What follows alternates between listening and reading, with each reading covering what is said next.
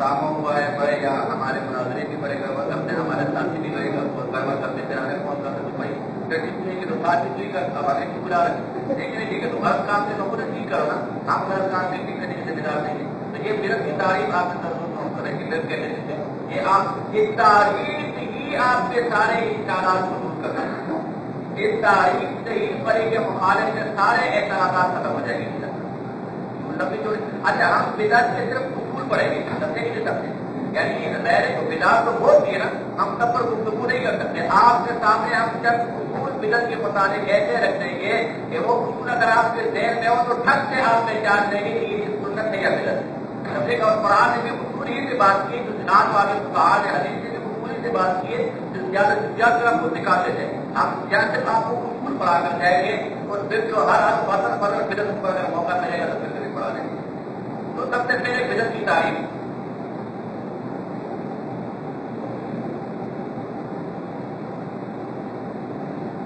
کوئی ایسا عقیدہ کوئی ایسا عمل کوئی ایسا کام جو میں مہاراشٹر میں استعمال کرے کوئی ایسا فعل کوئی ایسی عبادت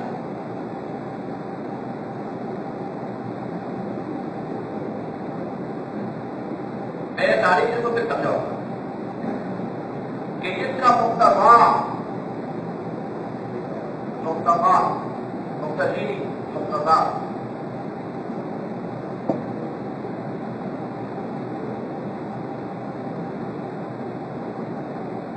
نہیں بلکہ یہ مقتضی آئے گا مقتضا نہیں مقتضی جس کا ایک طرف کرنے والا مقتضی تقاضا کرنے والا تو مقتضی آئے گا مقتضی جس کا مقتضی نبی اکرم صلی اللہ علیہ وسلم صحابہ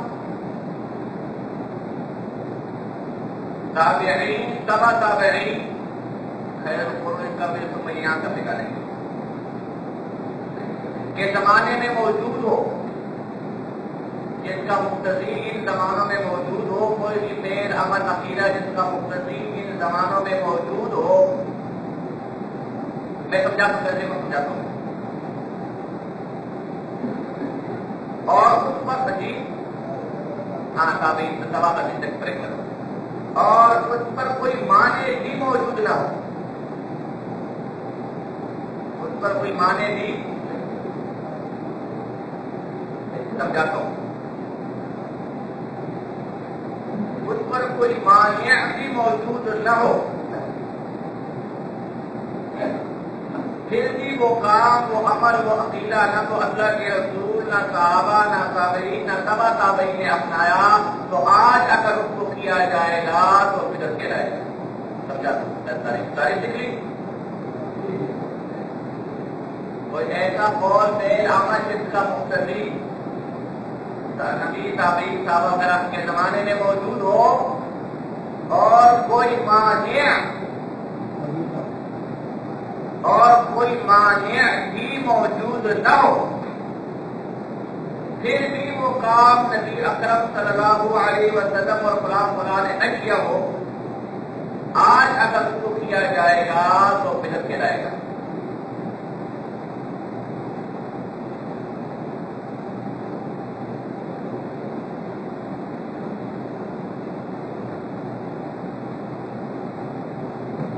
دو الفاظ ہے جس کو آپ نے سمجھنا ہے اور ایک بنیادی چیز ہے ایک یہ مقتضی دوسرا مانع توضیح المفردات ٹھیک ہے دعویٰ کی بھی کہتے ہیں مقتضی یہ کہ اس کام کرنے کا تقاضا اس کام کرنے کی جیسے آپ کی فقہ کی زبان میں اصول فقہ کی زبان میں علت سبب معنی جو بھی آپ الفاظ استعمال کر لیں اس کام اس عمل اس عقیدے کا تقاضا کرنے والا کتابوں سے تعلق بات ہے پہلے سمجھو اس کام جو کام آپ کر رہے ہیں اس کی علت حضور یا آگے صحابہ تابعین کے زمانے میں ہو یہ مقتضی تقاضا کرنے والا بھائی یہ کام کیوں کیا جا رہا ہے کس سبب سے کیا جا رہا ہے یہ مقتضی اور مانے یہ مقتضی تو ہو علت تو ہو مگر اس پر کوئی معنی آ گیا ہو وہ کام کرنے سے منع کرنے والی کوئی نفع آ گئی بھائی یہ کام نہ کرنا معنی کا مطلب یہ معنی کا مطلب یہ یہ دو باتیں سمجھ لیں. اب دیکھیں بھائی نبی اکرم صلی اللہ علیہ وسلم کے زمانے میں تراویح کی مقتدی موجود تھا کہ قرآن سنایا جائے، لوگ جمع ہو، عزت موجود تھی، مقتدی موجود تھا. لیکن مصیبت یہ تھی کہ مانے بھی ساتھ میں تھا کہ حضور نے فرمایا کہ تم پر یہ فرض نہ کر دی جائے، واجب نہ کر دی جائے، اس لیے حضور نے مجھ پر اپنا موافقت نہیں کی، مسلسل کو نہیں کیا. حالانکہ مقتدی موجود تھا لیکن چونکہ مانے موجود تھا لہٰذا وہ کام نہیں کیا گیا. اب حضور کی وفات کے بعد وہ مانے اٹھ گیا، جیسے کہ بھائی تو بند ہوگی نا، اب بھائی نے تو آنا نہیں تھا، وہ مانے کو جیسے کہ حضور کو نہیں کہتا کہ تم پر فرض نہ قرار دی جائے، اس لیے وہ یہ چاہتا تھا عزت موجود تھی کہ میں کوئی جواب ہو. لیکن چونکہ حضور کی وفات کے بعد مانے چلا گیا، مانے اٹھ گیا، لہٰذا اگر حضور کے بعد اب اس تراویح کو کوئی پڑھے تو وہ بدعت نہیں کہلائے، اس لیے کہ مقتدی موجود تھا، عزت موجود تھا کرنے کا، صرف مانے ہونے کی وجہ سے حضور نے نہیں کیا. اور چونکہ حضور کے بعد وہ مانے بھی تھی، دو شخص اتنے یا مقتدی یا مانے، کیونکہ جہاں مانے روا ہو گیا زیادہ مقتدی نظر پر آ گیا. ایک اور مثال، بھائی آپ پرہیزوں سے پوچھو کہ تم جنازے کے بعد دعا کیوں کرتے ہو؟ بھائی ہم جنازے کے بعد دعا اس لیے کرتے ہیں تاکہ اس مردے کی بخشش ہو جائے. عزت یہ ہے، مقتدی یہ ہے، سبب یہ ہے. اب بھائی کیا نبی اکرم صلی اللہ علیہ وسلم کے زمانے میں مردے نہیں تھے؟ کیا وہ بخشش کے طرفدار نہیں تھے؟ مقتدی موجود تھا کہ نہیں موجود تھا؟ بولو نا، نہیں تھا. اور کوئی مانے تھا؟ قرآن کی کوئی نص تھی، حدیث کی کوئی نص تھی کہ بھائی تم نے مردوں کے بعد دعا نہیں کرنی، کوئی تھی نہیں. پھر حضور نے وہ کام نہیں کیا، لہٰذا اب اگر اس کام کو کیا جائے گا تو یہ بدعت کہلائے گا. دیکھو میلاد اس لیے مناتے کہ حضور کے آنے کی خوشی ہمیں ہے، حضور کے آنے کا جشن مناتے، حضور کے آنے کی خوشی. بھائی کیا حضور کے آنے کی خوشی کیا صحابہ کو نہیں تھی؟ کیا یہ ایسے سیزن کی بنیاد پر جس مقتدی کی بنیاد یہ آپ کے لیے غلط تاریخ ہے؟ جو کام صحابہ کے زمانے میں نہ ہو، جو کام تابعین کے زمانے میں نہ ہو، جس چیز کو ثواب سمجھ نہیں کیا جائے وہ میرے ساتھ غلط تاریخ ہے.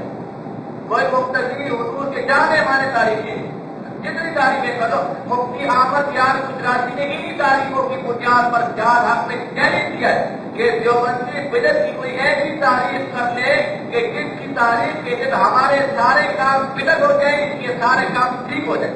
مجھے چیلنج کیے اور ہم اس کے چیلنج کو قبول کرتے ہو. ہم نے بدعت کی ایسی تعریف تمہارے سامنے بیان کر دی کہ اب ان کے سارے کام بدعت کے رہیں گے، ہمارے سارے کام ٹھیک کے رہیں گے. اور اگر اس سے شکر ہے تو ہماری اس تعریف کو توڑ کے دکھائیں. اب دیکھو میلاد کے اندر دیکھو میلاد منانے کی عزت موجود تھی کہ نہیں موجود حضور کے زمانے میں؟ کہ بھائی صحابہ کو خوشی نہیں ہوتی تھی اور کوئی مانے کہا کہ 12 اکتوبر کو میلاد نہیں منانا، کوئی قرآن کا کوئی حدیث کا. پھر بھی صحابہ نے، حضور نے، تابعین نے کام نہیں کیا جاتا، آج یہ عمل بدعت کہتا ہے. اب دیکھیں اور بھائی حضور کے زمانے میں چونکہ حضور کی صحبت خود موجود تھی، صحابہ خود حضور کی صحبت میں آتے تھے، زیادہ دلوں کو زنگ نہیں لگتا تھا. ابو بکر صدیق نے فرمایا اللہ کے رسول ہم آپ کو منافقوں کے منافق کو فرمایا کیسے کریں؟ کہا آپ کی صحبت میں ہم رہتے تو دل کی کیفیت کچھ اور ہوتی ہے، صحبت سے تھوڑے سے بیٹھ جاتے دل کی کیفیت کچھ اور ہوتی ہے. اب چونکہ خود حضور کا زمانہ موجود تھا، ان کی صحبت موجود تھی، برادار موجود تھے، جواب موجود تھے، لہٰذا باقاعدہ ذکر و اذکار کا باقاعدہ کسی کا باقاعدہ دوسرے کو اخبار میں تصور کے وہ دینے کی ضرورت نہیں. صحابہ خود مسجد میں آ کر اپنے دلوں کے زنگ کو دور بلکہ ان کی ایک نظر ہی کیمیا تھی. ایک نظر صحابہ کو دیکھا نہیں، ایک نظر دیکھتے جو اپنی جان قربان کرنے کو تیار ہو جاتے تھے. تو ایک بات کہتے کہتے حضور کا زمانہ دور ہوتا گیا، وہ صحبتیں اس کی برکات جاتی رہی. اب دلوں کے زنگ کو دور کرنے کے لیے صوفیان ہے، کیونکہ اب تقاضا اب پیدا ہوا. اس زمانے میں مقتدی کی صورت مختلف تھا ہی، اس لیے کہ حضور کی صحبت خود موجود تھی. اب جیسے جیسے صحبت کا زمانہ دور ہوتا گیا، دلوں کا زنگ گہرا ہوتا گیا، دین کی جگہ بے دینی آتی ہے، لہٰذا اب صوفیان نے یہ خیال کیا کہ اب اگر باقاعدہ انصاف، باقاعدہ ذکر کی تعداد نہ بتائی جائے، اس پر عمل نہ کروایا جائے تو مزید گمراہی کی طرف جانا پڑے گا. کیونکہ مقتدی اب آیا، حضور کے زمانے میں نہیں. ہم نے کہا تھا حضور کے زمانے میں مقتدی موجود اور پھر نہ کیا جائے، پھر آج کریں گے تو بدعت ہوگا.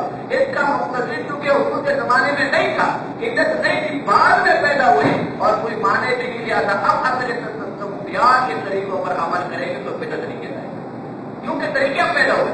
حضور کے زمانے میں دکان کی چبوترا موجود تھا, صحابہ خود آ کر بیٹھتے تھے, وقت نکالتے تھے, حضور کے حدیث لے کر جاتے تھے.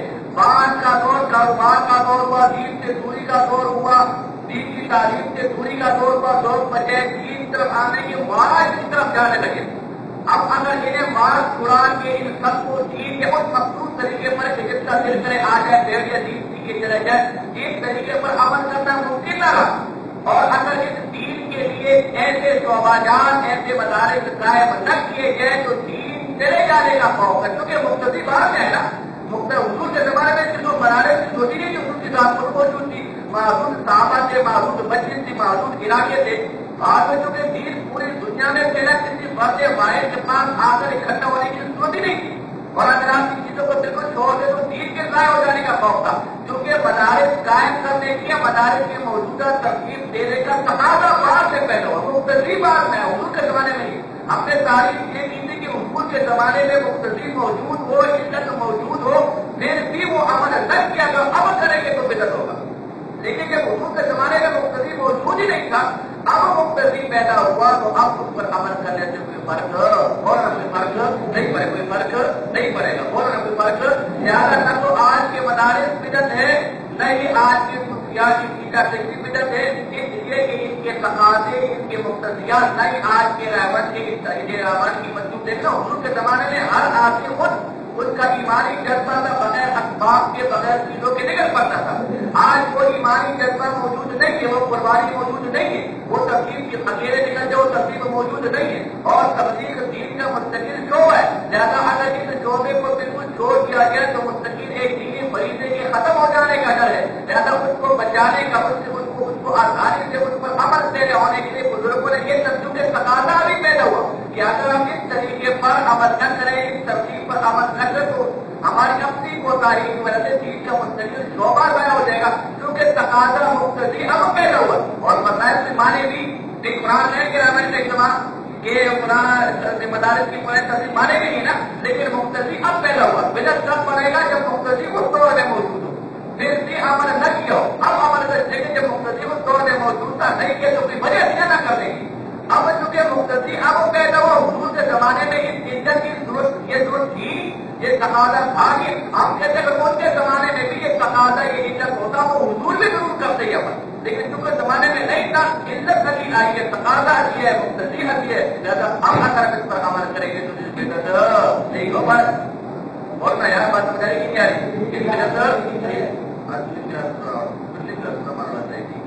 اور بات سمجھ آنے کے لیے آئی. اور بولو نا یار, یہ بدعت کی تعریف آپ کے سامنے آئی کے لیے ہے یار, بولو نا غور سے بولو, بدعت کی تعریف سمجھے کے لیے سمجھے تو دیکھو نا کہ ان چیزوں سے وہ سارے اعتراضات, سارے انکار کو دور ہو جاتے کہ نہیں ہو جاتے. آگے دیگر مثالیں, دیگر خیالات کو بہت نکالتے ہیں سبزی پر.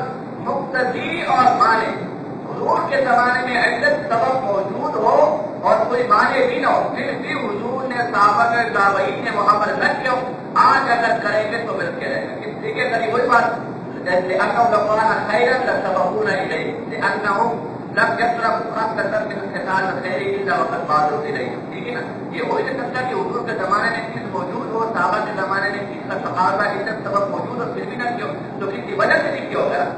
اب یہ جو ہمیں تعریف کس پر دلائے, کس پر دلائے. سب سے پہلے تو جتنی بھی ہم تعریف سمیت آگے جتنے اصول بیان کریں گے اس کے لیے دو کتابوں کو آپ دے دیں, جس کے سارے کمی نہیں. ایک تو علامہ شاذلی کی کتاب ہے رحمہ اللہ الاعتصام, یہ بدعت کے اصول قواعد و ضوابط پر ہے. الاعتصام عراقی کے پاس ہونا چاہیے, وہاں سے محفوظ الاعتصام علامہ شاذلی مل جاتی ہے. یہ دارالقطب سے بھی چھپی ہے اور مکتبہ حقانیہ کوڑا رکھنے کی چھپی ہے, لال جس میں چھپی ہے مکتبہ حقانیہ. الاعتصام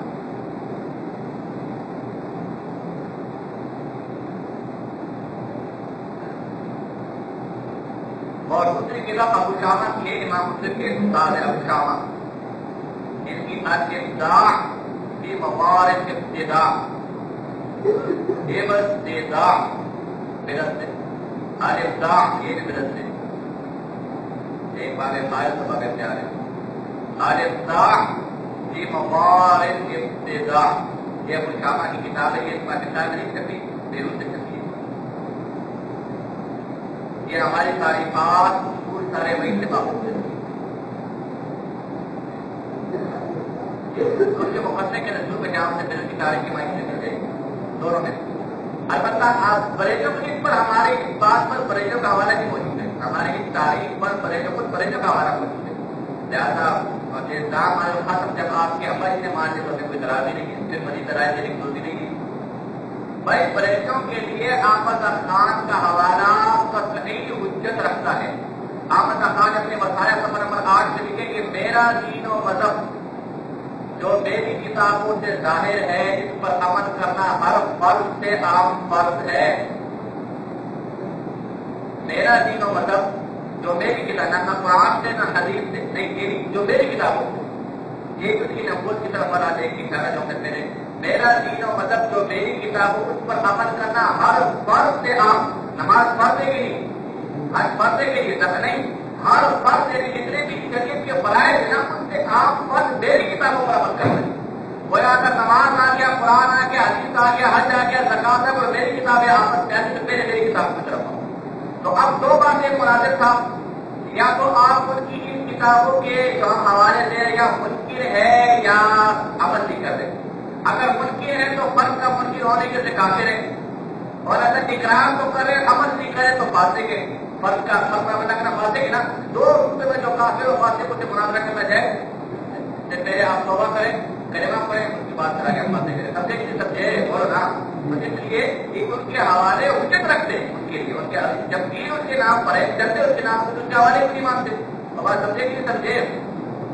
تو بات یہ اس کا حوالہ ہے غائبانہ نماز جنازہ.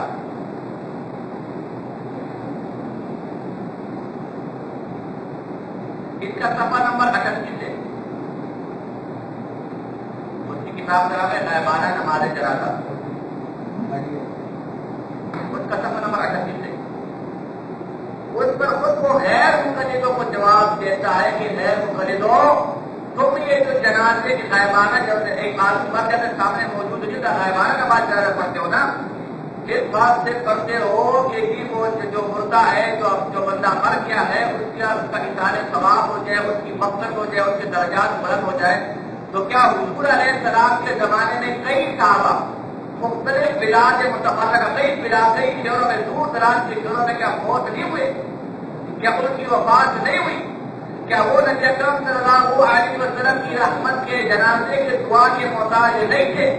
لیکن کہیں سے بھی ثابت نہیں ہو سکتا کہ حضور نے کسی ایک بھی صحابی کا جنازہ غائبانہ طور پر پڑھایا ہو. یہ نہ پڑھانا ہی اس بات کی دلیل ہے کہ یہ جائز نہیں. یہ جائز اب دیکھنا خود کیا ہے کہ کیا وہ رحمت کے محتاج نہ تھے جب وہ مقتدی آگے نہیں آ گیا. یعنی یہ رحمت کا محتاج عزت موجود ہے کہ اور اس کے الفاظ ہے کہ بتائے کوئی مانے بھی نہیں کا. یہ مانے کا الفاظ کی کتاب ہے. کوئی بات اس طرح ہے کیونکہ بات مجھے سے میں نے تو خلاصہ بیان کر دیا. بات کی وحی نہیں ہوتی ہے. باقی یہاں حالانکہ زمانے اکثر میں صحابہ کرام رضی اللہ تعالیٰ عنہم نے دوسرے مواضع میں وفات پائی. کبھی کسی عزیز صحیح طریقے سے ثابت نہیں کہ حضور نے غائبانہ ان کے جنازے کی نماز پڑھی. کیا وہ محتاج رحمت والا نہ تھے؟ کیا معاذ اللہ حضور اکرم صلی اللہ علیہ وسلم عام طور پر ان کی نماز جنازہ نہ پڑھنا یہی دلیل روشن و واضح کی جنازہ غائب پر نماز ناممکن تھی. ورنہ ضرور پڑھنے کے مقتدی بکمال و غور موجود اور مانے مفقود لا جرم نہ پڑھنا قصدن باز رہنا تھا. اور یہ تمام باز رہنے مجاہد نہیں. دیکھو مقتدی کے الفاظ بھی آگے نہیں آگے اور مانے کا الفاظ کسی کتاب میں ہے یا نہیں. تو لہٰذا یہی سے ہماری دلیل ہماری تاریخ کا بھی استعمال ہوتا ہے. اور بات سمجھے کہ یہ تاریخ بدعت کی خود بریلی حضرات کو بھی مستقم ہے، ان کی بھی مانی ہوئی. اور بات سمجھے کہ سمجھے تو ایسا عمل کہ جس کا مقتدی حضور کے زمانے میں صحابہ تابعین کے زمانے میں موجود ہو پھر بھی وہ کام نہ کیا تو اب اگر اس کام کو کریں گے تو وہ بدعت کیا جائے گا. وہ بدعت ان کی احمد خان سے بہت سوال ہوا. یہ فتاوی رضویہ جس نمبر 3 صفحہ نمبر 705 یہ اس کے دو فتاوے ہیں. ایک فتاوی رضویہ قدیم جو 12 جلدوں پر ہے جس نمبر 3 صفحہ نمبر 705 اور ایک ابھی رضا فاؤنڈیشن ایک چھاپی ہے 30 حصوں میں، 30 حصوں میں. تو یہ پریشان نہ ہو. اس کے سوال میں لکھا ہے کہ اس کو جب سوالات آتے تھے اس سے مختلف شاگرد میں نے جو صاحب کے سارے مسلمان ہمارے سے مطلب تھی کہ یہ فتاوا اس کا نہیں ہے. اس کے شاگرد جیسے کہ ہمارے یہاں بھی آج کل ہوتا ہے کیا تماشا کرنے کے لیے شاگردوں کو دے لیتے ہیں، وہ ہر گھنٹے کے اوپر غور کر کے بات فتواؤں کی ہاں وہ پرانا فتواؤں کی اس حساب کے نام پر آ جاتا ہے. تو حالانکہ ہوتے سارے فتوا شاگردوں کے. تو یہ فتوا اس کا لکھا ہوا نہیں ہے. اس سے باقاعدہ شاگرد بٹھائے ہوئے تھے اور جب جو بھی استفسار آتا تھا وہ شاگردوں میں تقسیم کر دیتا تھا تو شاگرد پر حل کر کے لے کر آ جاتا تھا. باقی اتنی ذخیر لکھنے کی وجہ یہ تھی کہ کیونکہ فارغ بیرا آدمی تھا نا کوئی کام، نہ یہ تقریر کر سکتا تھا اپنی زندگی میں کوئی تقریر نہیں، نہ یہ بات نصیحت کرتا تھا، نہ کوئی اس کا سیاست میں کچھ تعلق کا لکھا ہوا ہے، نہ اس سے باہر کی جانا تھا. تو فارغ بیرا آدمی تھا. تو پھر وہ نماز کا مسئلہ ہے کہ یہ بھائی نماز وہ کیا کہتے ہیں ہوا خارج ہونے سے نماز ٹوٹتی، نماز ہوتی کہ نہیں ہوتی؟ میرا جواب ہے کہ نہیں ہوتی. نہیں، یہ آگے بھی وہ 40 کتابوں کے 40 سوال نہیں دیتا تھا کہ نہیں ہوتی نہیں ہوتی نہیں ہوتی. کی ضرورت کیا ہے بھائی؟ ناک میں جب پانی نکل گیا، آنکھ اگر زخم ہو آنکھ میں سے پانی نکلے تو وضو ٹوٹنے کے لیے ٹوٹتا بھائی، ایک تو ٹوٹنے کے لیے ٹوٹتا کیونکہ میرا کام تھا. تو مقام ایک 1.5 سفر کے سوال کا آگے 150 سفر کا جواب دے دیتا. بات ایک ہی ہوتی تھی بس آگے حوالے حوالے حوالے حوالے حوالے اس کا کوئی فائدہ نہیں تھا، کوئی مقصد نہیں تھا. تو بس یہ طرح کرتے کرتے یہ 12 جلدیں اس کی بنتی. البتہ ایک اب بات آئے کہ کوئی ریکارڈ نہیں کر رہا، ریکارڈ مت کرو. اصل میں ہم جو ہے نا آج کل لوگ عربی میں خطبہ دیتے ہیں جمعے کے اندر، جمعہ کے اندر، کہ جمعہ ضرب سے جو قرآن گیا ہوا ہے. تو کیا ہم اردو میں کیونکہ عربی کسی کو سمجھ آتی تو کیا ہم اردو میں خطبہ دے سکتے؟ تو احمد خان صاحب نے جواب دیا کہ دیکھو تم اردو میں خطبہ اس لیے دے رہے ہو کہ لوگوں کو عربی سمجھ نہیں آتی. تو صحابہ کرام بھی کئی اجنبی ملکوں میں گئے لیکن کسی ایک صحابی سے ثابت نہیں ہے کہ اس نے اجنبی میں عربی کے علاوہ کسی اور زبان میں خطبہ دیا ہو. یہ خطبہ نہ دینا ہی اس بات کی دلیل ہے کہ خطبہ دینا جائز نہیں. علت موجود تھی کہ نہیں موجود؟ اجنبی صحابہ کو بھی ملے کہ نہیں ملے لیکن پھر خطبہ تو بھائی تجارت کی علت دیگر 40 میں یہ ساری خرافات کی علت صحابہ کے زمانے میں حضور کے زمانے میں موجود تھی کہ نہیں تھی؟ میرے بھی نہ کیا یہ عمل اس بات کی دلیل ہے کہ امور جائز نہیں، امور جائز نہیں. یہ بتاوا دیا جس نمبر 3 سے نمبر 705 روزالدین ایسے سر نیچے رکھ کے سو رہے نا نے آ کے اب اس پر چل بول. آج لگتا ہے یار تم لوگ شوق سے بھی بیٹھے میرا بھی بارے کو نہیں کر رہا بدعت کا پیغام.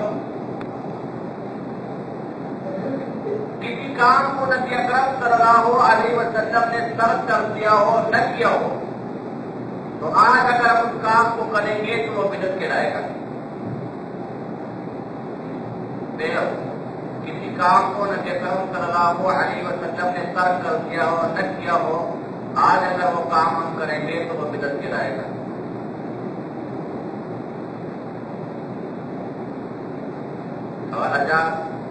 المطابعة كما تكون في الفعل يكون في الترك أيضا فمن بالغ على فعل لم يفعل الشارع فهو مبتدع.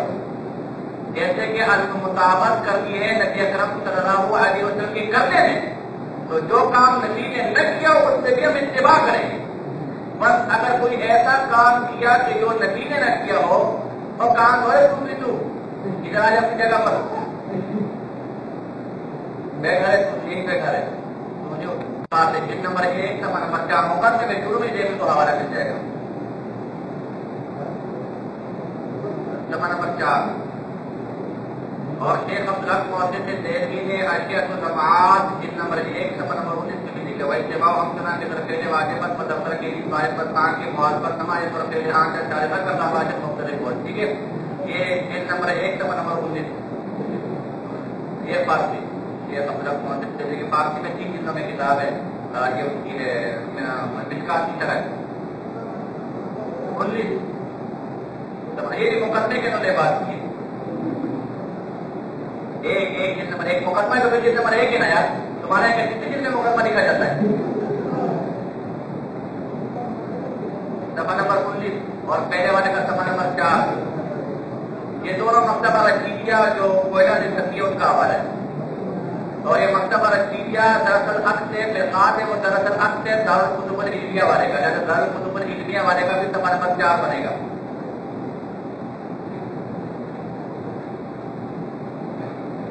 ہر کتاب بیروت سے کس ایڈیٹر سے چھپی ہے اور پاکستان میں کہاں چھپی ہے اور اگر ترجمہ ہوا ہے تو کہاں کس نے کی ہے، علامہ معلومات رکھتے ہیں. تو تیسرا والا یکرہ دعا جنگا خطی یکرہ نہیں ہوتا، ٹھیک ہے کہ نہیں؟ یہ یکرہ یہ کہیں کے لفظ آئے اکثر ابو یکرہ، یہ سمجھتا ہے کہ سارے پاؤ جو غلط بات ہے. ٹھیک ہے کلاس یکرہ الدعاء عند ختم القرآن بالجماعة لأن هذا لم ينقل عن النبي صلی اللہ علیہ وسلم. مجمع لگا کے ختم قرآن پر اجتماعی طور پر دعا کرنا یہ مکروہ ہے، اور علامہ شامی نے فتاوی شامی میں لکھا کہ مکروہ اور بدعت کے ایک ہی معنی میں استعمال ہوتے ہیں.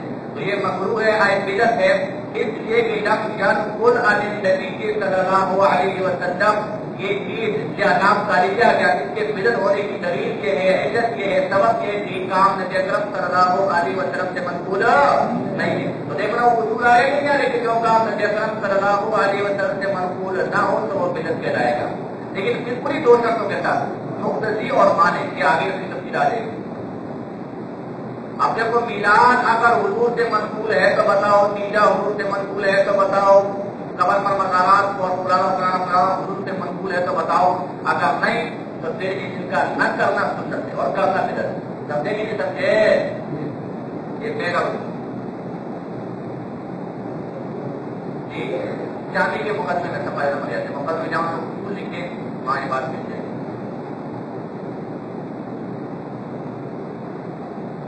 اصول نمبر 2، شریعت نے کسی کام کو، کسی عمل کو، کسی فعل کو مطلق رکھا، کسی خاص حیت کے ساتھ، کسی خاص وقت کے ساتھ، کسی خاص دن کے ساتھ مقید نہیں کیا. اب اگر ہم آج اس مطلق کام کو کسی وقت کے ساتھ، کسی دن کے ساتھ، کسی حیت کے ساتھ مقید کر لیں گے تو وہ بدعت کہلائے گا. بس اسے صرف حوالے نوٹ کر لو. الباعث علی انکار البدع صفحہ 149. یہ بھی عام کتاب ہے اپنے پاس. سوال احتساب جلد نمبر 1 صفحہ نمبر 213. البحر الرائق جلد نمبر 2 صفحہ نمبر 160. اس میں کچھ مل جائے گا. اب دیکھیں اشارے ثواب کے لیے شریعت نے کوئی دن، کوئی وقت، کوئی حیت مقرر نہیں کی. اب اس کے اگر ہم 30 کے ساتھ کر دیں گے، 40 کے ساتھ کر دیں گے، سال کے ساتھ کر دیں گے. حضور علیہ السلام کے ذکر کے لیے، ان کی توثیق اور مدح بیان کرنے کے لیے شریعت نے کوئی دن وقت مقرر نہیں کیا. اب اگر ہم 12 تاریخ کا دن مقرر کر دیں، وقت مقرر کر دیں، یا دیگر جو درود شریف کے لیے شریعت نے کوئی وقت طے مقرر نہیں کیا. اب اگر ہم آذان سے پہلے اس کو خاص کر دیں، حیت کر دیں، مقرر کر دیں تو بدعت کہلائے گا. اب تمہارے دل میں کیا ہے وہ آگے آتا ہے، اس کا جواب آتا ہے. بات سمجھے کہ نہیں سمجھے؟ تیسرا اصول عام اصول ہے. یہ تیسرا اصول بہت عام اصول ہے، غور سے سنیں. اصول قریباً میں نے کچھ 15-16 لکھے، بلکہ ایک اور اصول ایک ہے بہت عام اصول ہے، اس کو آپ نوٹ کر لیں، اس سے آپ کے سارے خیالات دور ہو جائیں گے. دیکھو ہم نے کہا کوئی وقت مقرر نہ کیا ہو، وقت متعین نہ کیا ہو، اور اسلام آپ تو نکاح کے لیے بھی وقت متعین کرتے ہیں. شریعت نے نکاح مطلق رکھا ہے. کہیں یہ لکھا ہے کہ اتوار کے دن 4 بجے نکاح ہوگا، کہیں پورے شریعت نے بھائی یہ آپ نے یہ جو مناظرہ آپ کہیں بھی پڑھ لیں، کسی جگہ بھی پڑھ لیں، کسی وقت بھی پڑھ لیں، آپ نے اشرف المدارس کے اندر 8 سے 12 سے 3 سے 5 اور فلانا تاریخ مقید تو آپ نے خود کر کے زیادہ خود بھی بدعتی ہوئی اور فلانا. تو دیکھو اصول نمبر 3، ایک ہوتا ہے تعیین شرعی، ایک ہوتا ہے تعیین عرفی.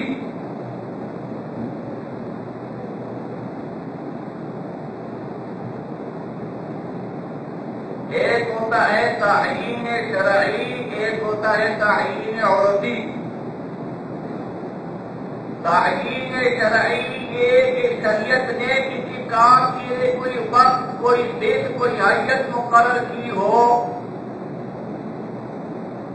شریعت نے کسی کام کے لیے کوئی دن، کوئی وقت مقرر کیا ہو، جیسے حج ہے اس کے لیے مخصوص مقام ہے، مخصوص ایام ہے، نماز ہے اس کے لیے مخصوص اوقات ہے، زکات ہے اس کے لیے مخصوص سال گزر جانا ہے، مخصوص اس کی تعداد ہے نصاب کی۔ یہ شریعت نے مقرر کیا ہے۔ نماز ہے اس کا مخصوص اوقات ہے، یہ شریعت نے مقرر کیا، یہ تعیین شرعی ہے۔ ایک ہے تعیین عرفی کہ شریعت نے کسی کام کے لیے کوئی وقت مقرر نہ کیا ہو، محض سہولت کے لیے، آسانی کے لیے کسی چیز کا کوئی وقت مقرر کر دیا جائے، کوئی دن مقرر کر دیا جائے، کوئی ٹائم مقرر کر دیا جائے، شریعت نے اس کا مقرر نہ کیا ہو، آسانی کے لیے، اپنی ثوابدید پر، اپنی سہولت پر۔ یہ تعین اور کی اور سے جس کو تعینات ہے، اور جگہوں کے اندر یہ تعینات ہیں، سمجھاتا ہوں، یہ تعین عرفی کہلاتا ہے۔ اب اگر ہم تعین شرعی کو تعین عرفی بنا دیں اور تعین عرفی کو تعین شرعی بنا دیں تو یہ بدعت کہلائے گا، ناجائز کہلائے گا، گناہ کہلائے گا۔ مثلا نماز کے لیے مخصوص وقت تھا، حج کے لیے مخصوص وقت تھا، ہم نے ذکریوں کی طرح یا سیوا شریف والوں کی طرح بجائے خانہ کعبہ میں حج کرنے کے، مخصوص ایام میں حج کرنے کے، پہاڑوں میں حج کرنا شروع کر دیا، یا مذاق میں حج کرنا شروع کر دیا، تو یہ تعین شرعی کو ہم نے بدل دیا نا، جیسے یہ بدعت ہوگا، ناجائز ہوگا، حرام ہوگا۔ اگر اپنی اپنی جگہ پر رکھے تو پھر نہیں۔ اب تعین عرفی ہے، شریعت نے آپ کی ثوابدید پر، آپ کی آسانی پر چھوڑا ہوا ہے کہ جن چیزوں کے، جن اعمال کے اوقات، ایام، تعداد شریعت نے مقرر نہیں کی، آپ اپنی مرضی سے، اپنی سہولت کو دیکھ کر ان کے لیے کوئی وقت مقرر کر دیں، لیکن وہ صرف آسانی کے لیے وقتی ہو، اس کو شریعت کا حصہ، ثواب کا حصہ جو تعین شرعی وہ نہ سمجھا جائے۔ اگر وہ سمجھا جائے گا تو پھر بدعت کہلائے گا۔ ہمارا بھی عقیدہ ہے کہ نکاح کسی وقت بھی کر دیا جائے تو نکاح ہو جائے گا۔ آج تک ہم میں سے کسی نے بھی یہ نکاح کہ اگر 12 ربیع الاول کو نکاح نہیں کیا، 10 محرم الحرام کو نہیں کیا، مرنے کے 3 دن بعد نکاح نہیں کیا تو گناہ ہے، پرانا ہے، پرانا ہے، یہ کہتا ہے نہیں۔ صرف عوام کی سہولت کے لیے کہ وہ اب ایک صحیح وقت دے کر لے تاکہ اس وقت سے سہولت کے ساتھ پہنچ جائے، اپنے کاموں کو آگے پیچھے کر لے، صرف ایک مقصد کے لیے۔ ہم میں سے کسی نے بھی یہ نہیں کہا کہ اشرف المدارس سے جو مناظرہ نہیں سیکھے گا وہ کافر ہوگا، بے ایمان ہوگا، یا اس تاریخوں نے مناظرہ سیکھنا ثواب ہے، قرآن سے ثابت ہے، حدیث سے ثابت ہے، کوئی ہم نے کہا گا نہیں۔ آج آپ بھی سیکھ کر کے مناظرے کوئی مسئلہ نہیں۔ مسئلہ یہ ہے کہ آپ 12 ربیع الاول کے دن ہی میلاد ثابت کرنا قرآن سے کرتے، حدیث سے کرتے، اس دن کو تعین شرعی سمجھتے ہیں۔ آپ کہتے ہیں جب تیجا ہوتا ہے تو صرف تیسرے دن ہی ہوتا ہے، اگر 40واں اشارے ثواب ہوتے تو صرف 40ویں دن ہی ہوتا ہے۔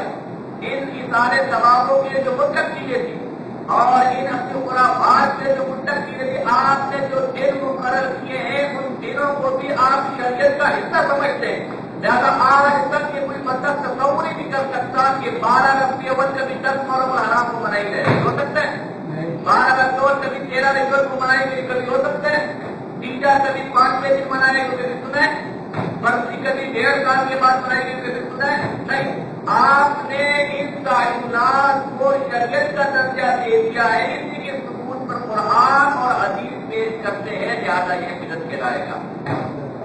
اور ہم جو کرتے ہیں وہ عرف ہے، وہ آسانی، رہوٹ کا اجتماع کئی دفعہ آگے پیچھے ہوگا، کئی دفعہ مؤخر ہو گیا، کوئی نہیں اس دن میں آنے کو ثواب کا ذریعہ نہیں سمجھتا، کوئی نہ گزرتا نہیں، کئی دفعہ موسم کی وجہ سے، بارش کی وجہ سے آگے پیچھے ہو گیا، کئی دفعہ ختم بخاری آگے پیچھے ہو گیا، کوئی مسئلہ نہیں۔ ایک تاریخ تھی، کوئی بھی عوام کی آسانی کے لیے تاکہ اس کو سہولت ہو جائے، ایک اصلی تقاضا تصور کی تقاضا ہم نے کر دیا. ہاں اگر ہم یہ سمجھیں گے کہ اشرف المدارس کا دورہ اگر ہوگا تو انہیں دنوں میں ہوگا ورنہ ثواب نہیں ہے گناہ ہے سارے ہم بھی غلطی کے رہیں گے. سمجھے کہ نہیں سمجھے؟ سمجھے کہ نہیں سمجھے کو نا یہ ایسی چیزیں پر بات آ گئی. یہ کہتے کہ دیوبندی جو ہے وہ مردے کے دشمن ہے. دیوبندی مردے کے دشمن کسی کے نہ جب ہم کہتے ہیں کہ بھائی مردہ جب مر گئے کسی کے سیدھا کرو سارے ثواب کرو کسی سے کچھ پڑھو کچھ بھیجو تاکہ فرشتوں سے اس کی جان چھوٹے. یہ دیوبندی تمہیں منع کرتے کہ کچھ نہ بھیجو. ایسے کوئی تمہارے مردے کے دشمن ہے سے دور ہو. مر گیا مرسود نہ پاکیا نہ درود. ہم کہتے خدا کے بندو ہم مردوں کے دشمن نہیں مردوں کے دشمن تو تم ہو. ہم کہتے مردہ جیسی مر جائے فوراً پورا یقین پڑھنا شروع کر دو فوراً سارے ثواب پڑھنا شروع کر دو فوراً قرآن و حدیث پڑھنا ذکر کرنا شروع کر دو تاکہ کوئی کمی کوتاہی ہو تو فوراً کے فوراً وہ دور ہو کے جنت میں چلا جائے. تو کہتا نہیں 3 دن تک پھرنے دے کی ماں نے 1 گھنٹے کی ماں نے خبر کی تو دشمن پورے میں اور جہاں تک تو کہتے ہیں کہ مر گیا مرسود نہ فاتحہ نہ درود تو میں کہتا ہوں مر گیا مرسود کے فاتحہ و درود جو مرائی مرسود ہے اس کو مانے تو کیا دے گا. اور بھائی سمجھے کہ نہیں سمجھے؟ اور بھائی بولو کہ بولو نا سمجھے نہیں سمجھے بولو سمجھے کہ نہیں سمجھے. اور تو کہہ رہے کہ دعا جنازے کے بعد دعا میں یہ ہے عقل کے خلاف جنازے کے بعد دعا. دیکھو بھائی ہم میں سے تو کہتے ہیں کہ جیسی نماز جنازہ ہو جائے فوراً دعا شروع کر تو دعا کر تو میں کہتا نہیں تو مردے کا دشمن ہے تو مردے سے محبت رکھنے والا نہیں ہے. دیکھو ہمارے ہاں جو کوئی مہمان آتا ہے اگر دور کا مہمان ہے تو ہم گھر سے رخصت کر لیتے اللہ آپ کا بھلا کرے کہ اللہ آپ کے عبادت سے پہنچ جائے. اور اگر قریبی مہمان ہے ہم کی گھیر لگاتے تھے اس کے بعد رخصت کرتے تھے اللہ کو آگے خیر سے لے جائے. کچھ اور قریبی مہمان ہیں مجھ کو اسٹیشن تک چھوڑنے آتے کہ میں یہاں تک آ سکتا تھا میری طاقت یہاں تک یہ محبت کا تقاضا کر میں یہاں تک آتی آپ کے ساتھ اگر میں گھر بھی جا سکتا تو میں گھر تک چھوڑ کر آ جاتا. یہ محبت کا تقاضا ہے. جس سے جیسی محبت ہوگی ویسی کام کرے گا. تو جیسی مردہ ہوتے جنازہ ہوتے دعا بچہ ہم میرے نہیں میرے مردے سے محبت ابھی ختم نہیں ہوئی. میں نے اس کو یہاں رخصت نہیں کرنا جہاں میں نے دعا کر دی جنازے کی صورت میں اب اس کے ساتھ میں قبر تک جاؤں گا میں سے قبر تک رخصت کروں گا کیونکہ مجھے اس سے محبت ہے. پھر صرف وہیں سے واپس نہیں ہوگا قبر کے اندر رکھ کے اس پر مٹی ڈال کے یاد لا یہاں تک میں اس کے ساتھ آ سکتا تھا میرا پیارا تھا اب میں دعا کروں گا اب آگے تیرے حوالے.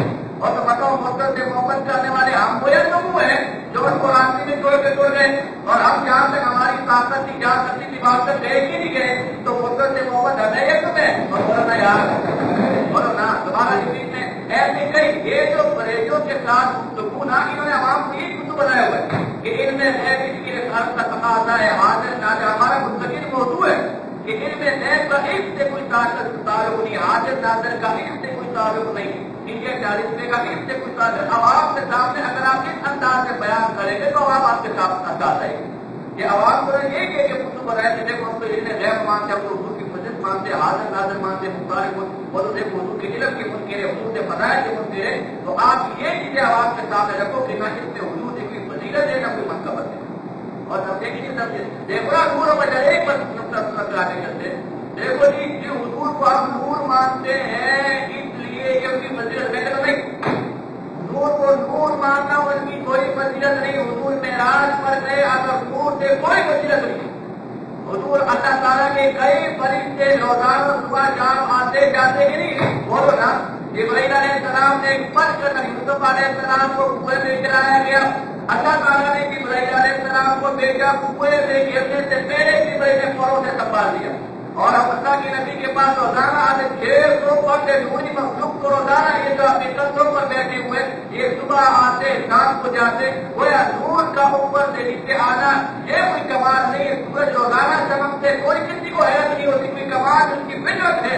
چاند روزانہ چمکتے کوئی کمال ان کی فطرت ہے. جو جس فطرت کے مطابق کمال کام کرنے کا کمال نہیں ہے وہ اس کی ڈیوٹی اس کا کام ہے. ہاں فطرت کے خلاف کوئی کام